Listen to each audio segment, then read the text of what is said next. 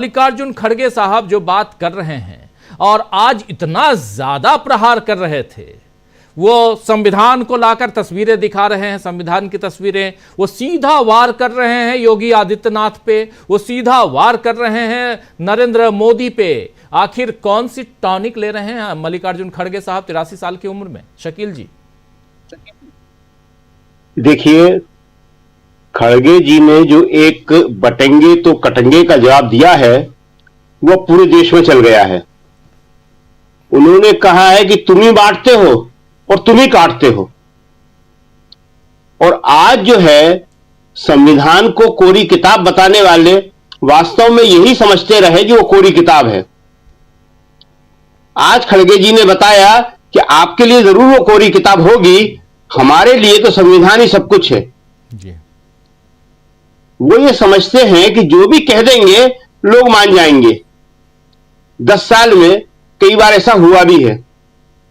नफरत का जहर उन्होंने फैलाया और जनता उसमें बह भी गई 2014, 2019, लेकिन 24 में वो जहर रुका। और जिस राज्य से नारा आया है कि बटेंगे तो कटेंगे, वहीं से जो है बीजेपी की 28 सीटें कम हुई हैं।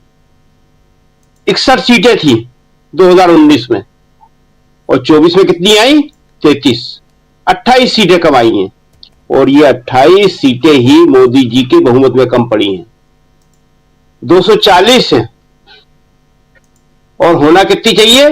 564, 364, 264 सीटें होना चाहिए बहुमत के लिए, 264, और आई है 240। तो वही सीटें कम पड़ी हैं जो यूपी में कम हुई हैं। और इसीलिए योगी जी ने यह नारा दिया है जिससे कि उन्हें छोड़ के कांग्रेस और सपा की तरफ जाने वाला जो वोट था, जो मतदाता था, खासतौर से दलित और पिछड़ा, वो नहीं जाए। ये बटेंगे तो कटेंगे नारे का जो डिकोड है, जो इसका अर्थ है, वो यही है कि जैसा भी हो हमारे साथ बने रहो। उन्हें डर दिखा रहे हैं कि हमसे अलग हुए तो कटोगे। एक डरा हुआ देश बनाने की कोशिश,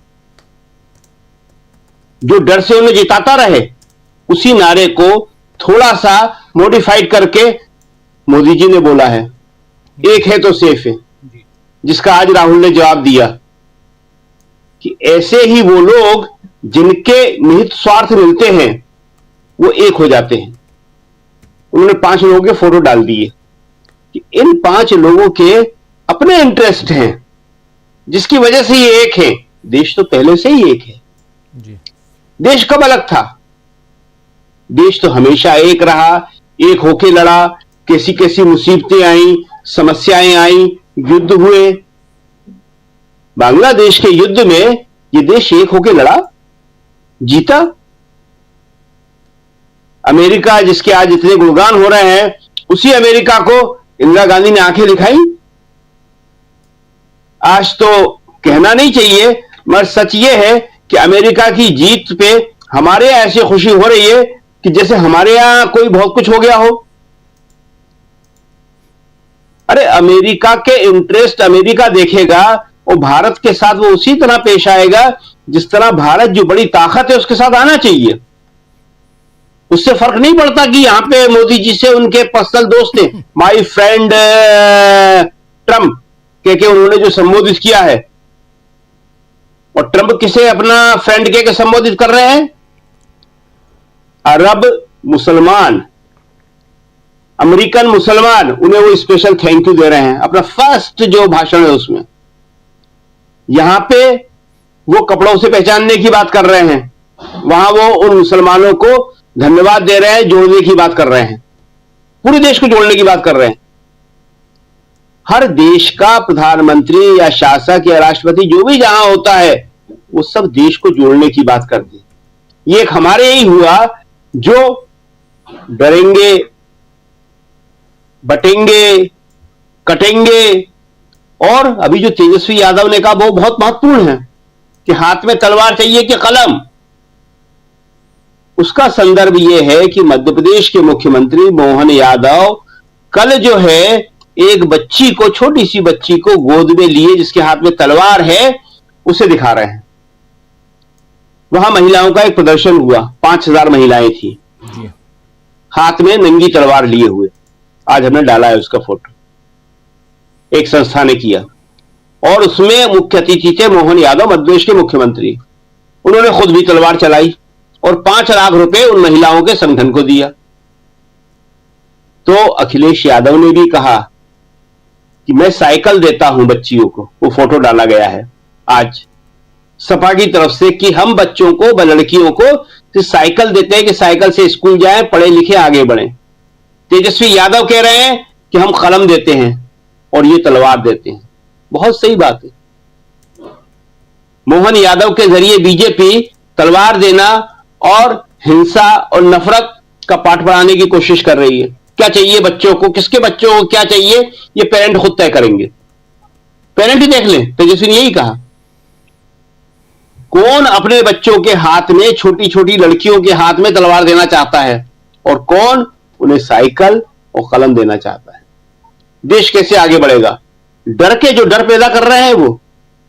आपने अभी जो बताया चंपई सोरेन का, झारखंड में जिस तरह से अमित शाह बोल रहे हैं, आज भी चंपई सोरेन इतना बड़ा धोखा दे के जेएमएम को चले गए। लेकिन आपने देखा कि चाहे मुख्यमंत्री हो हेमंत सोरेन, चाहे उनकी पत्नी और नई उभरती हुई नेता हो कल्पना सोरेन, वो चंपई सोरेन का नाम उसी इज्जत से, सम्मान से, अदब से लेते हैं। कभी किसी ने भी आज तक नहीं सुना कि उन लोगों ने उनके खिलाफ जो है कोई बेअदबी की हो। और अमित शाह, उनके लिए कोई महत्व नहीं है। ये ज्योतिरादित्य सिंधिया आज राहुल गांधी का जो जवाब दे रहे हैं, वो उनके साथ एक प्लेट में खाते थे जी। राहुल ने कहा था ये एक ऐसे शख्स थे जो बिना फोन किए कभी भी मेरे यहां आ सकते थे। और सही बात है, ये सबने देखा है, हमने नहीं, जो भी राजनीति को बारीकी से और नजदीक से देखते हैं उन सबने ये दृश्य बार बार देखा है। और सिर्फ ज्योतिरादित्य सिंधिया का नहीं, कांग्रेस से जाने वाले हम बहुत सारे नेताओं के नाम गिना सकते हैं जो इस 10 साल में इस बीच में गए हैं। वो राहुल गांधी के पास, सोनिया गांधी के पास, प्रियंका गांधी के पास किस तरह आते थे, बैठते थे, बात करते थे और कितना सम्मान पाते थे। वही नहीं, उनके परिवार भी। अभी एक ज्योतिरादित्य का नाम लिया हमने, बाकी लोगों का हम नाम नहीं ले रहे हैं। लेकिन वहां पे क्या है कि जो मध्य प्रदेश के मुख्यमंत्री थे शिवराज सिंह चौहान, वो भी बहुत पीछे की पंक्ति में बिठा देते थे ज्योतिरादित्य को। तो वहां तो जो आज 5 लोगों का फोटो डाला है राहुल गांधी ने, उन 5 में से भी सम्मान तो खाली 2 या 3 ही लोगों का है। नंबर 1 पे तो अडानी जी का है वहां पे सम्मान जी। कहते हैं वही बॉस है, कॉर्पोरेट ही चला रहा है सरकार को। फिर मोदी जी है, अमित शाह है, माधवी बुच भी एक मोहरा ही है जो उनका उद्देश्य पूरा कर रही है, इसलिए साथ में है। तो ये एक लास्ट बात और कह दें हम कि हरियाणा का जो जिक्र किया प्रधानमंत्री ने झारखंड में, तो आपने देखा कि जनता की तरफ से कोई प्रतिक्रिया नहीं आई। 5 साल से वहां जेएमएम की सरकार है, वो कह रहे हैं पर्ची खर्ची जानते हो, वो चुप हैं। क्यों? क्योंकि नहीं है वहां। और जिस हरियाणा का आप जिक्र कर रहे हो वहां 10 साल से आपकी सरकार है, किसकी पर्ची खर्ची की बात आप कर रहे हो? काल्पनिक कहानियां, काल्पनिक डर, काल्पनिक बात की संविधान की किताब कोरी है, उनके लिए है कोरी। जो राहुल लाल किताब दिखाते हैं वो कोरी है। तो संविधान से आज वो बुरी तरह डरे हुए हैं क्योंकि देश पे शासन राहुल ने जो कहा है कि संविधान ही करेगा जी। और ये बात जो है जनता के बीच क्लिक कर गई है।